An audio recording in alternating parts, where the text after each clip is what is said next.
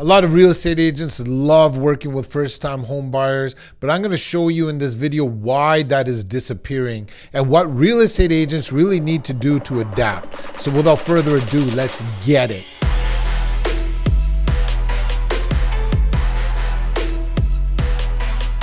So first-time home buyers are a thing. And why real estate agents love working with first-time home buyers is because they can get that purchaser at its infancy, meaning they make a relationship with a first-time home buyer. They get to teach them about real estate. A lot of these first-time home buyers, they're not jaded by other real estate agents or past experience. They're fresh, they're new, they're brand new. So we as a realtor can, coach them, train them. It's fun working with them. You kind of teach them a few things.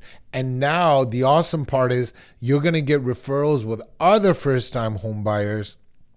Also, the original first-time home buyer, if you do have a good nurturing campaign and you believe as a realtor in referral business, which you should, you're going to get their business for life.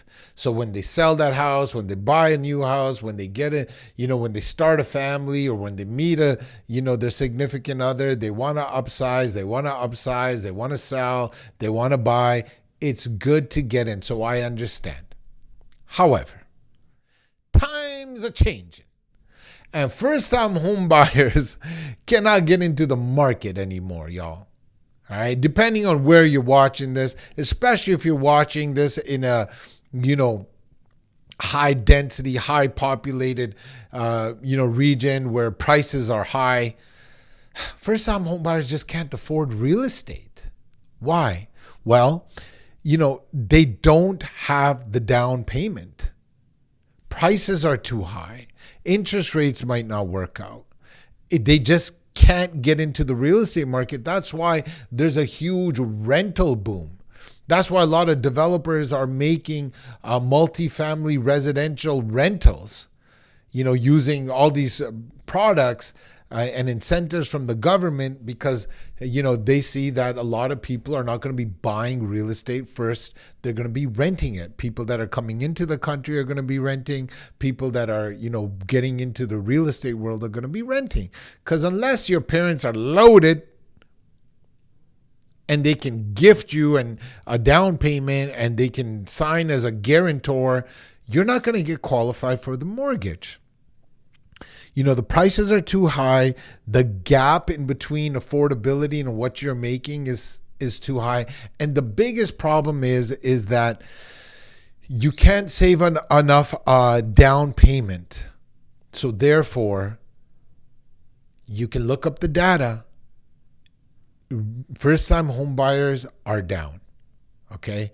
And that is probably not a niche market that a real estate agent should go after. I don't think it ever was a smart move, to be quite honest, because I like, I'll cover this later on in the video, but just as a little giveaway, I liked always having two sides to a transaction where, let's say a move-up buyer, if you will, they're selling a house and they're buying a house. I love that. So I used to concentrate on that, but I can understand why people are, concentrating on first-time home buyers. But as a real estate agent, you must pivot.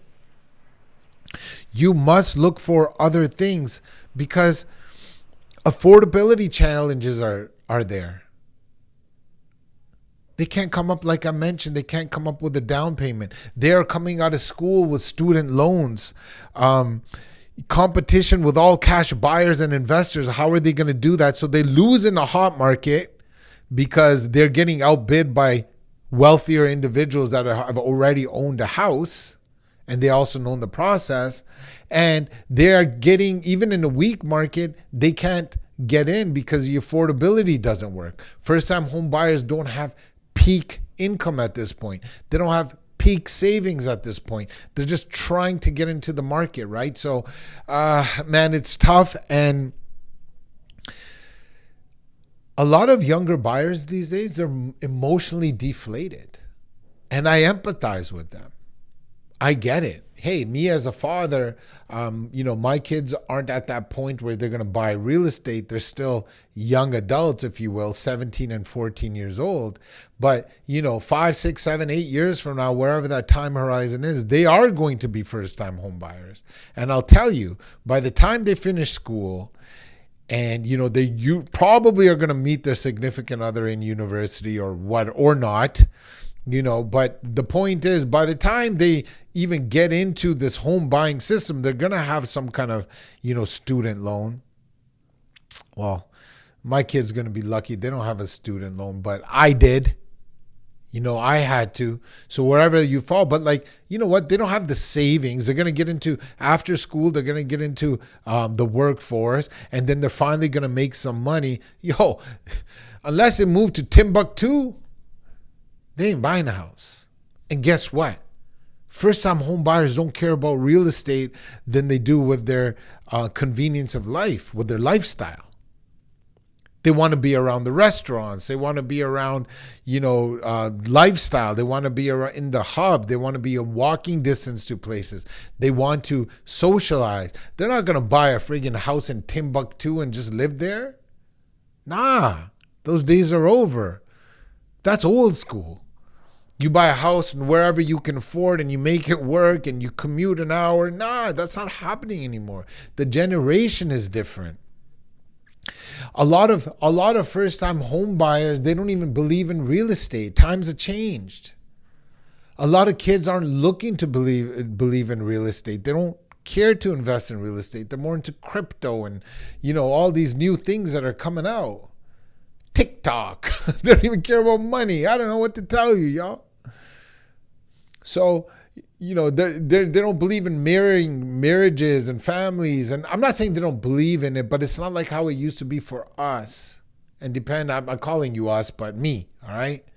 So, and even my older generations than me. We used to go to school, get a job, try to find our girl or our dude and start a life. Pop out some kids. That's the way it was. And we'd want to buy a house. It's not like that anymore. I'm not saying one way is better and the other is not. I'm talking to you salespeople out there that are kind of devising a plan just to go after first-time home buyers. What I'm talking to you is, hey, don't do it. It's not motivation, it's math. If the math doesn't math, you don't do it. It just doesn't work. So I see all these realtors, they're doing first-time home buyer seminars in my neighborhood. Well, y'all, I live in the GTA, the Greater Toronto Area, okay? And if you look at North America, besides Mexico, if you look at the States and Canada, man, you're looking at New York, LA in terms of population. And then it's not Chicago, it's Toronto. We are the most populated. We're a world-class city. Prices here are through the roof. I don't know how first-time home buyers are going to buy here. They're renting. Unless Papa and Mama have dough, they're renting. Unless a down payment is gifted, they're renting. Unless they win the lottery, you guessed it, they're renting. So now you, as a realtor, don't want to be renting. So don't focus a business on going after first-time home buyers. That's all I'm saying. You cannot rely on the same buyer pool that you used to. You must adapt and pivot. You must adapt and pivot. You must increase your value and volume to other niche markets. So let's talk about the niche markets you probably should go after. Downsizers, empty nesters. You got a list to last. Go after people that are looking to downsize. Maybe they, so we'll do this in reverse on the next person that I'm type of people you should go after. We're going to talk about downsizers right now. Those are people at the end of the spectrum. Originally, this video is about first-time home buyers. You want to get them as first-time home buyers and go up that chain. Okay, doesn't work anymore. So go for downsizers. Downsizers can sell their property because they're empty nesters. Their kids probably moved out. They probably want to sell their property. And either they're going to live in a smaller place and they're going to take some of that money and they're going to give it to their children, which are first-time home buyers. Now you can work with those first-time home buyers because they're getting gifted from a downsizer. Get it? Got it? Good. Get to the root. Get to the source. Get to the money. And that's the downsizers. On the other spectrum, get to somebody that is upsizing. So somebody that is already owned a house, somebody that is already in the real estate market. Imagine, a couple that have a condo, but now they're having a kid. So they got to sell the condo and buy a townhouse, buy a detached home. They're upsizing. It's a great market because if they did it right the first time, they probably built equity in that property. Now they can use that equity as a down payment. And because more time passed by, they probably are making more income because they had promotions and whatnot. So now they can pass the affordability test. They can qualify for a mortgage. They have the down payment. They have built that momentum where they understand real estate because they've made money through that real estate. Go after people that are looking to upsize. We call them move-up buyers.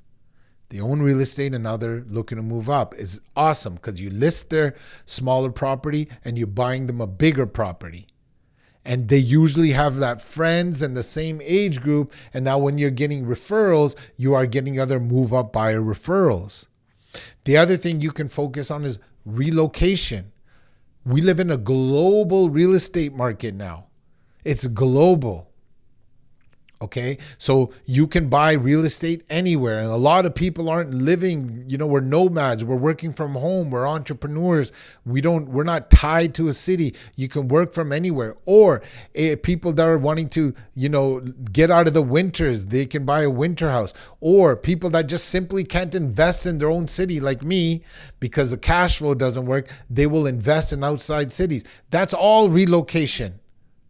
Get into that market. Look, results come where your intentions go. That's what I'm trying to say. So set an intention, set a plan for one of these types of buyers. Another really good buyer pool is investors. Because the global economy is down, meaning real estate is on sale. I always preach that Canada, my country, which is a great country, arguably, but it's a great country. It's up there and it's on sale. So investors should be buying in Canada. If you are an investor and you are sitting on money and you're living in Africa, you're living in India, you're living in Dubai, this is your time to invest in Canada. There is not a foreign ban on commercial real estate. And commercial real estate is some of the best real estate to buy. There's only a ban on residential real estate. I'm going to make a whole video about why you should invest in Canada. So subscribe to the channel right now, because when I make this video, I'm going to bring you deals. I'm going to bring you massive opportunity in the country that I live in. And because a lot of my YouTube followers and YouTube people that are watching, I see the analytics, you are outside this country, you want to invest here. I promise you that, because Canada is on sale. So look for investors. And when you look for investors, you got to build a whole different skill set. A whole different skill set. So the reason why, I had a lot of success in selling a lot of real estate is because I became the pro. My tagline was, we love making people money. So what I would do is I would take a consultation approach. When I sat down with a potential buyer, potential prospect, I would walk them through the real estate, like the money, the numbers, the financials, the ROI, the cash on cash, the appreciation. They're like, this Rick guy knows real estate. I would walk them through the mortgage process and let them know what the broker is going to look for. I would walk them through how affordability works, what the GDS is and the TDS is. gross debt service ratio, total debt service ratio. I would educate them on all this stuff. We would go ahead and we would talk about and we would seek out neighborhoods that are beside the core where I felt that depreciation is going to happen. Or vice versa, neighborhoods within the core where I think the appreciation is going to happen. It's a consultation. You're being a consultant. You're not being an order taker. Buyer comes in, you throw them in the car, you open lockboxes. Guys, that's not what realtors should do. You should know the game. So when the person is sitting in front of you, they're like, yo, I am not buying a house without him or her because I feel safe. They are professional, and these ladies and gentlemen are going to walk me through real estate and make me financially free. That's what you need to do. And if you want to learn how to do that, follow the channel, give me a like, subscribe. Okay, so now if you are going to work with first-time home buyers, you got to teach them financial literacy. If you want to go that game, you've got to actually, it's not going to be unless they're getting gifted a down payment and you can qualify. Most of them, if you run into them, you don't want to forget about them either. You got to make them a plan. Take the time, make them a plan so they are equipped to buy a year from now, 2 years from now. Teach them how to take some of their income and save. Maybe get them into a rent-to-own plan or something like that, or a cheap rental. Convince them to live with their family as they're saving up. So you got to actually set them a plan of how they can financially save for a down payment. Give them options of different places where they can afford eventually, and then set a timeline, a game plan for them where they can budget and eventually qualify.